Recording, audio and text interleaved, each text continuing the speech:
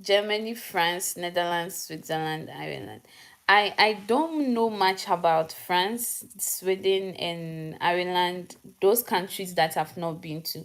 For me, I can personally talk about Germany, Austria, Switzerland. But even those that have not been to, I still can talk somehow about it. I would say that generally it is very okay. It is very, like, on a normal standard, very good for students to study in Europe in particular. Very, very nice. Like, they open up opportunity for students, I would say, in Europe as a whole. Example, I know people studying in Switzerland and it's amazing for them. I really don't know anybody studying in Ireland though. But then these countries, Netherlands, they are not so different from Germany. It's a very amazing country, and they all spend euros, and the things that are done in Germany are not so different from what is done in France.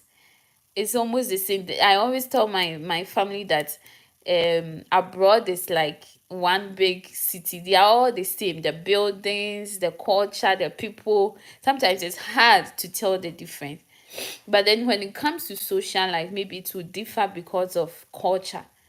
But then for me, when I went to Germany, the social life, it would be different, because for me, I found a lot of Ghanaians that I was mingling with, I was going to church with. So that gave me a different kind of social life, especially when I was in Austria. I was surrounded by so many Ghanaians, which made me love the country so much.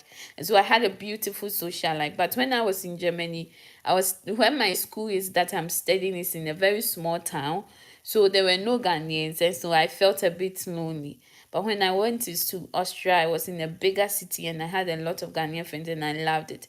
I came here to Switzerland, I met a lot of Ghanaians and I love it because this is also a bigger city.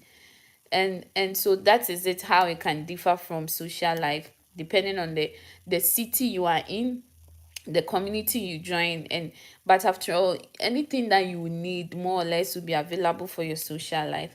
And then, but I could also say that Switzerland, among all, it's very expensive. Switzerland is extremely expensive, but then it pays well. So example, the if you are in Germany and you are earning like 2008 euros in a month, you the same thing that you'll be doing in Germany for 2008, you'll be doing it in Switzerland and you can earn like 5,000. That is almost times two, or even 6,000, because Switzerland is expensive. So you get a lot of money in Switzerland, but the living expenses may be, like, it will balance out and it will be as if you are living in Germany, quote unquote. But maybe I think Switzerland is higher than Germany when it comes to finance. You may get a lot of money in Switzerland than in Germany. So that's what I can see.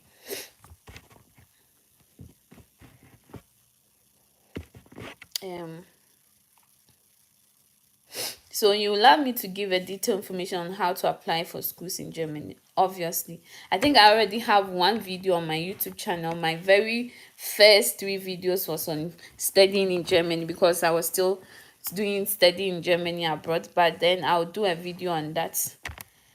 And I learned, I help a lot of students. I have a lot of students I've helped in applying for German schools, which I gain admissions for them. So you can always hit me up on Instagram and we can start talking and we know how to go about it. And someone asked the question.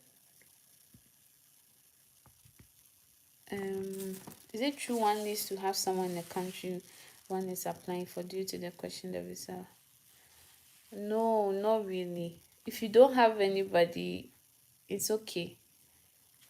It's okay to not have anybody, because you are coming to school, you are not coming to go to a family member. If you have all your documents, it doesn't really matter. Doesn't really matter. You may not need to have anybody here. If you have somebody too, it's all fine. It depends on the situation. So yeah.